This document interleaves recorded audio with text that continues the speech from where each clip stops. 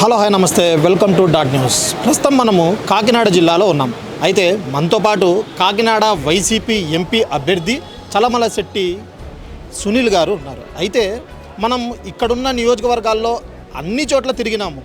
అయితే వాళ్ళు ఒకటే మాట అంటున్నారు, సునీల్ గారు ప్రభుత్వం లేకపోయినా ఎంతో మంచి పనులు చేశారు, ఎంతోమందికి ఉపాధి కల్పించారు అని అంటున్నారు. అసలు ఇది అంతా నిజమా అబద్ధమా అనేది మనం డైరెక్ట్గా సునీల్ గారిని అడిగి తెలుసుకుందాం. సార్ నమస్తే. నమస్తే. నమస్తే సార్, జనాల్లో తిరుగుతున్నారు, మీకు ఎలా అనిపిస్తుంది జనాల నుంచి స్పందన? ముఖ్యంగా జనాల్లో తిరగడం ఇది నాకు కొత్త కాదు. గత 15-16 ఏళ్ళుగా కూడా తిరుగుతూ ఉన్నాను. ఎందుకంటే ముఖ్యంగా నేను ఇంతకుముందు పోటీ చేసిన 3 సార్లు కూడా ఫుల్ టైం రాజకీయాలు, అంటే 2008 నుంచి అప్పుడు పోటీ చేసిన పరిస్థితుల్లో ప్రజారాజ్యం పార్టీని కాంగ్రెస్లో విలీనం చేసేదాకా ఫుల్ టైమ్గా చేశాను. తర్వాత మళ్ళీ జగన్ గారితో మా ప్రయాణం మొదలెట్టిన తర్వాత 2018 దాకా ఫుల్ టైం క్రియాశీలకంగా, అంటే నేను రీజనల్ కోఆర్డినేటర్గా కూడా ఉన్నాను. అలాగా చివరిలో చిన్న చిన్న మనసు అన్నా, బట్ మళ్ళీ అగైన్ ఓన్లీ ఫస్ట్ టైం ఈ 4 ఏళ్ళే యాక్టివ్గా వెళ్ళాను. ఎందుకంటే నేను మళ్ళీ పోటీ చేసే ఉద్దేశం లేక నేను కొంచెం దూరంగా ఉన్నాను. అయితే మీరు జనాల్లో తిరిగారు, వాళ్ళ సమస్యలు తెలుసుకున్నారా? ముఖ్యంగా ఈ ప్రాంతంలో గత 15-16 ఏళ్ళుగా తిరగడమే కాకుండా నా చిన్నతనం నుంచి కూడా ఇక్కడ పుట్టి పెరిగి హాలిడేస్ కానీ ఒకవేళ నేను చదువుల రీత్యా ఉద్యోగాల రీత్యా అటు ఇటు వెళ్ళినా రెగ్యులర్గా ఈ ప్రాంతంతో నాకు ఎప్పుడు సుపరిచయం. ఎందుకంటే ప్రతిసారి హాలిడేస్లో రావటం, మా కజిన్స్తో గడపడం, కానీ ఈ ప్రాంతం మీద చాలా పూర్తి స్థాయిలో అవగాహన ఉన్నది. అలాగే ఎలక్షన్స్ రాజకీయాల వరకు వచ్చేటప్పటికి గత 3 సార్లకి భిన్నంగా ఈసారి వైఎస్ జగన్మోహన్ రెడ్డి గారు ఇచ్చిన గొప్ప పరిపాలన గురించి గ్రౌండ్లో, ముఖ్యంగా పేద కుటుంబాల్లో కానీ, బడుగు బలహీన వర్గాల్లో కానీ, గ్రామాల్లోకి వెళ్ళినప్పుడు, వార్డుల్లోకి వెళ్ళినప్పుడు పెద్ద ఎత్తున జగన్మోహన్ రెడ్డి గారు రుణం తీర్చుకోలేనే విధంగా వాళ్ళకి ఏంటంటే చాలామంది ఎమ్మెల్యే అభ్యర్థులను బట్టో ఎంపీ అభ్యర్థులను బట్టో అనుకుంటారు. కానీ మొట్టమొదటిసారిగా ఈసారి చూస్తున్నాం. ఎందుకంటే 175 నియోజకవర్గాల్లో కూడా జగన్మోహన్ రెడ్డి గారే ముఖ్యమంత్రి లక్ష్యంగా, జగన్మోహన్ రెడ్డి గారే ఒక ఎంపీ లక్ష్యంగా ఈ రోజున ప్రజలందరూ కూడా పెద్ద ఎత్తున మద్దతు పలుకుతూ ఉన్నారు. అయితే మీరు కాకినాడ సిటీ మొత్తం తిరిగినాడు, పక్కన నియోజకవర్గాలు కూడా తిరిగారు. అక్కడ జరిగిన అభివృద్ధి ఏంటి, జరగాల్సిన అభివృద్ధి ఏముంది? ముఖ్యంగా జగన్మోహన్ రెడ్డి గారు ముఖ్యమంత్రి అయినప్పుడు పరిస్థితుల్లో ఈ రాష్ట్రం ఆల్రెడీ అప్పులు ఊపుల్లో ఉన్న ఈ రాష్ట్రాన్ని ఆయన వచ్చిన 6 నెలలకే కరోనా రావటం, అది ఇంకా కూడా పూర్తి స్థాయిగా మన రాష్ట్రంలో పరిస్థితులు ఇంకా ఇబ్బందికరంగా చేసినా అవన్నీ కూడా తట్టుకుని జగన్మోహన్ రెడ్డి గారు భారతదేశంలోనే కాదు ప్రపంచంలో కూడా ఎవరు చేయని విధంగా ఒక వాలంటీర్ వ్యవస్థను తీసుకొచ్చి మొదలుపెట్టి కరోనా సమయంలో ఏ విధంగా అయితే ప్రతి గడపని ఆదుకున్నారో. ఎందుకంటే ఆ రోజుల్లో బంధువులు కూడా వదిలేసి పారిపోయే పరిస్థితుల్లో కేవలం జగన్మోహన్ రెడ్డి గారు పెట్టిన వాలంటీర్ వ్యవస్థ ద్వారా ప్రతి కుటుంబాన్ని ఆదుకున్న వైనాన్ని అందరూ కూడా గుర్తు చేసుకోవాలి. తర్వాత కూడా ఆయన అందించిన సంక్షేమ కార్యక్రమాలు, ఇంత ఇబ్బందుల్లో ఉన్న రాష్ట్రానికి కూడా ఆయన మేధస్సుకు పొద్దున పెట్టి ఆయన ఏ విధంగా అయితే ఫైనాన్షియల్ ఇంజనీరింగ్ చేశారో ప్రతి డిపార్ట్మెంట్ని క్షుణ్ణంగా అర్థం చేసుకుని అవగాహన చేసుకుని ఈ రోజున, ఎందుకంటే చాలామంది ప్రత్యర్థులు ఇవాళ ఆయన మీద కంప్లైంట్ చేస్తారు, అప్పులు ఇవాళ రాష్ట్రాన్ని అభివృద్ధి చేయాలని అప్పులు తీసుకోవాలి, ఇవాళ ప్రాజెక్టులు కట్టాలంటే అప్పులు చేసుకోవాలి. ఇవన్నిటిని కూడా బేరీ చేసుకుని బ్యాలెన్స్ చేసుకుంటూ జగన్మోహన్ రెడ్డి గారు, ఎందుకంటే అప్పట్లో విమర్శలు ఉండే, జగన్మోహన్ రెడ్డి గారు 1 సంవత్సరం మించి సీఎంగా ఈ రాష్ట్రాన్ని నడపలేడు, అతనికి ఏమీ అవగాహన లేదు, ఎక్స్పీరియన్స్ లేదు, ఈ రాష్ట్రం అప్పులు ఊపిలో ఉన్న రాష్ట్రాన్ని 2019 నుంచి 20 దాటించలేడు అని కూడా విమర్శలు చేసేవాళ్ళు.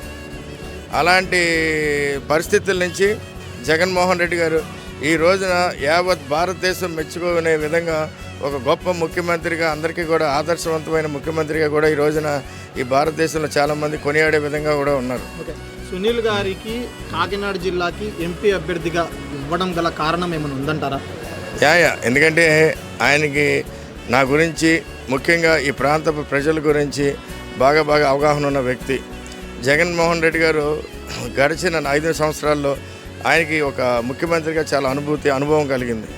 ఈ అనుభవాన్ని బట్టి ఈ రాష్ట్రంలో ఫస్ట్ టైం ఆయన ఒక కొత్త వరవడిని తీసుకొచ్చారు. అంటే ఒక సోషల్ ఇంజనీరింగ్ ప్రక్రియను తీసుకొచ్చి కొంతమందిని అభ్యర్థుల్ని తీసేయటం, కొందరు అభ్యర్థుల్ని మార్చటం, అలాగే ఈ ప్రక్రియ అంతా కూడా 1 సంవత్సరం పాటు ఒక సంస్థలను పెట్టుకుని వాటి ద్వారా కూడా క్షుణ్ణంగా పరిశీలించి ఇదంతా కూడా అభ్యర్థులను ఎన్నుకోవడం జరిగింది. ఈ ప్రాసెస్లో జగన్మోహన్ రెడ్డి గారు కాకినాడ పార్లమెంట్ పరిధిలో నీలాంటి వ్యక్తి, ఎందుకంటే నువ్వు 3 సార్లు ఎలక్షన్స్లో ఇదైనా ఓడిపోయినా కానీ ఈ ప్రజలు పెద్ద ఎత్తున నీలాంటి వ్యక్తి నీకు అంత మద్దతుగా ఉన్నారు.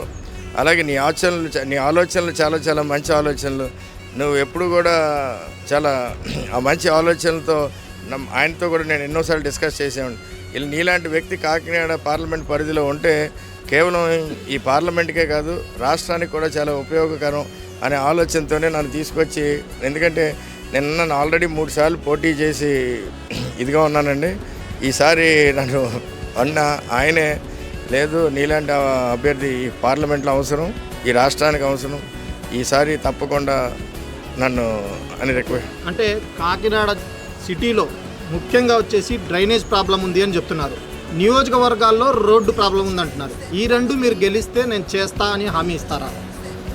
ముఖ్యంగా మీ అందరికీ ఈ కాకినాడ పార్లమెంట్ పరిధిలో ఉన్న ప్రజలందరికీ, ఓటర్ మహాశయులందరికీ కూడా జగన్మోహన్ రెడ్డి గారు గొప్ప సంక్షేమ అభివృద్ధి పరిపాలన అందించారు. ఇవన్నీ కూడా మీరు గుర్తు చేసుకోవాలి.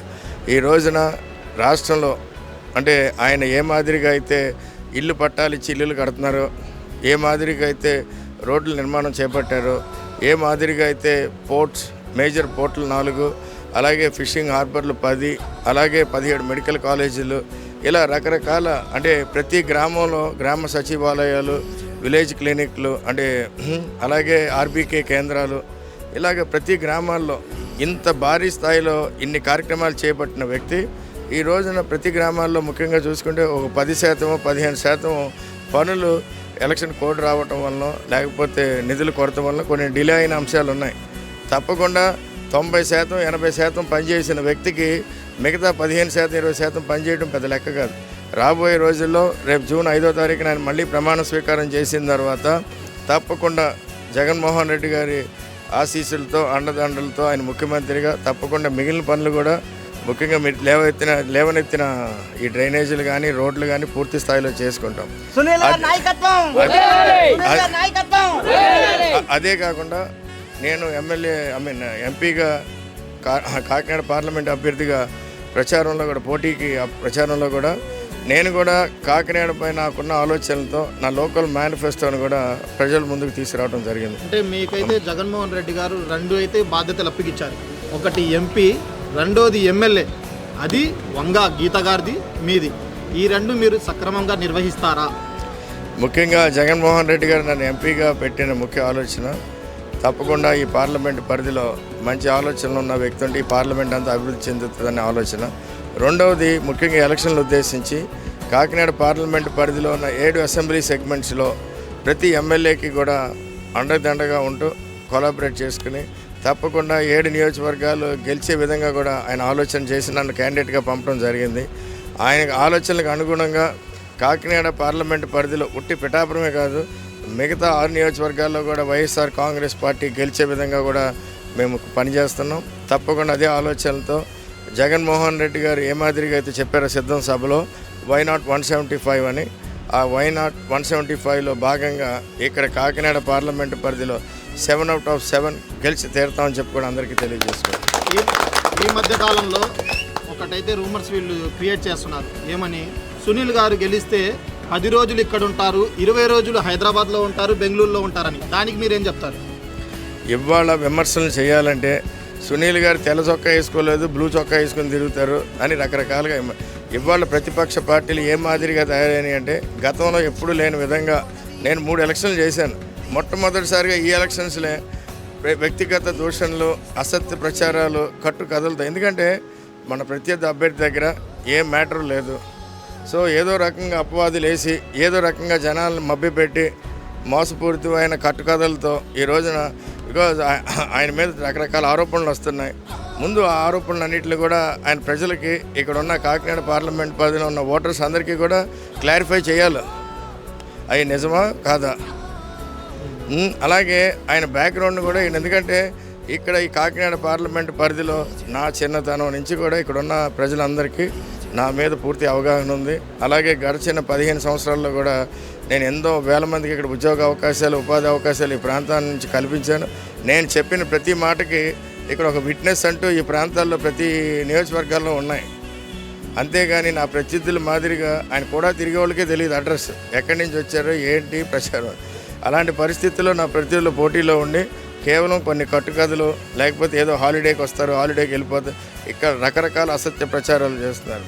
నేను గెలవపోయినా గత 15 ఏళ్ళుగా గెలిచిన ఎంపీ కూడా ఎవరు చేయని విధంగా ఎంతోమందికి ఉద్యోగ అవకాశాలు ఈ ప్రాంతంలో ఇప్పించాను. ఎన్నో రకాలుగా పారిశ్రామికంగా అభివృద్ధి చేయాలని ఎన్నో ఆలోచనలతో ఈ ప్రాంతంలో చాలా పరిశ్రమలు స్థాపించడానికి కూడా మేము ముందుకు వెళ్తున్నాం. ఈ మధ్యకాలంలో అంటే ఒక మేనిఫెస్టో వైరల్ అవుతుంది మీదే, 400 గ్రామాలు నేను దత్తతకు తీసుకుంటా అని. అసలు ఎందుకు అనిపించింది అలా? అంటే మీరు గెలిస్తేనే చేస్తారా, గెలవకపోయినా ఇది నిర్వహిస్తారా? ముఖ్యంగా నేను ఈ గ్రామాల్లో దత్తత తీసుకోవాలని ఆలోచన ఇప్పుడుది కాదు, ప్రతి ఎన్నికలుగా అనుకుంటున్నాం.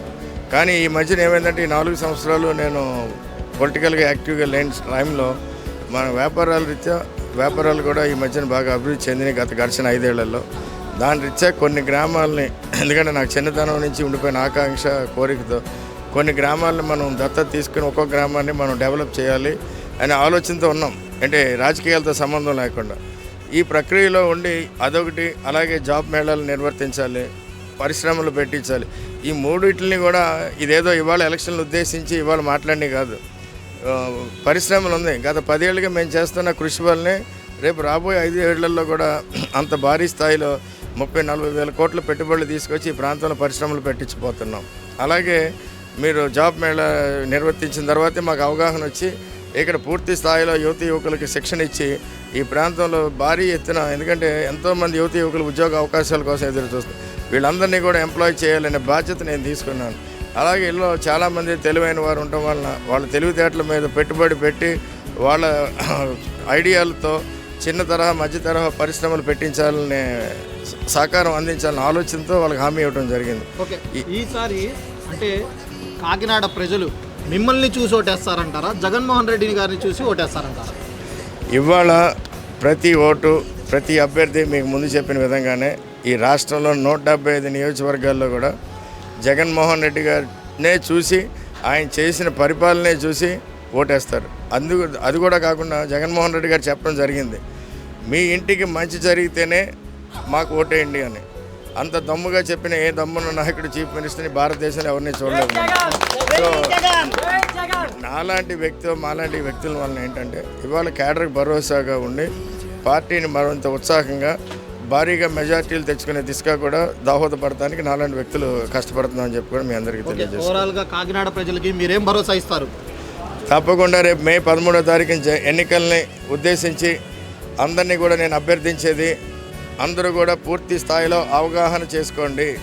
ఎందుకంటే ఓటు అనేది మన ప్రెసిడెంట్ ఆఫ్ ఇండియా దగ్గర నుంచి ఒక సామాన్యుడి దాకా ఓటు అనేది ఒక గొప్ప ఆయుధం. ప్రజాస్వామ్యంలో ఓటు అనేది పెద్ద ఆయుధం. ఆ ఆయుధాన్ని పూర్తి స్థాయి అవగాహన చేసుకుని ఎలాంటి వ్యక్తులకి ఓటేస్తే మన భవిష్యత్తు బాగుంటుంది, మన రాబోయే తరాల భవిష్యత్తు బాగుంటుందని చెప్పి కూడా ఆలోచన చేయండి అని చెప్పి కూడా ప్రతి పౌరుడికి, అలాగే కాకినాడ పార్లమెంట్ పరిధిలో ఉన్న ప్రతి ఓటర్లకి కూడా నేను అభ్యర్థిస్తున్నాను. తప్పకుండా సరైన ఆలోచన చేయండి. ఈ ఆలోచన చేసిన తర్వాత మీకు అక్కడ కనబడేది వైఎస్ఆర్ కాంగ్రెస్ పార్టీ, పేదల పార్టీ, జగన్మోహన్ రెడ్డి గారు ముఖ్యమంత్రి అయ్యే విధంగా ఆలోచన చేయండి. అందరికీ ఇచ్చే 2 ఓట్లు ఫ్యాన్ గుర్తుపై వేసి పార్లమెంట్ అభ్యర్థిగా చలమలశెట్టి సునీల్ నేను, అలాగే అసెంబ్లీ అభ్యర్థులుగా 7 నియోజకవర్గాల్లో ఉన్న కాకినాడ సిటీ ద్వారంపూడి చంద్రశేఖర్ రెడ్డి గారు, కాకినాడ రూరల్ కురసాల కన్నబాబు గారు, పెద్దాపురం నియోజకవర్గం దౌలూరి దొరబాబు గారు, జగ్గంపేట తోట నరసింహ గారు, ప్రతిపాడు వరుపుల సుబ్బారావు గారు, తుని దాడిశెట్టి రాజా గారు, పిఠాపురం వంగా గీత గారు, అందరినీ కూడా భారీ మెజార్టీతో గెలిపిస్తానని చెప్పి కూడా అందరినీ కూడా కోరుతున్నాను.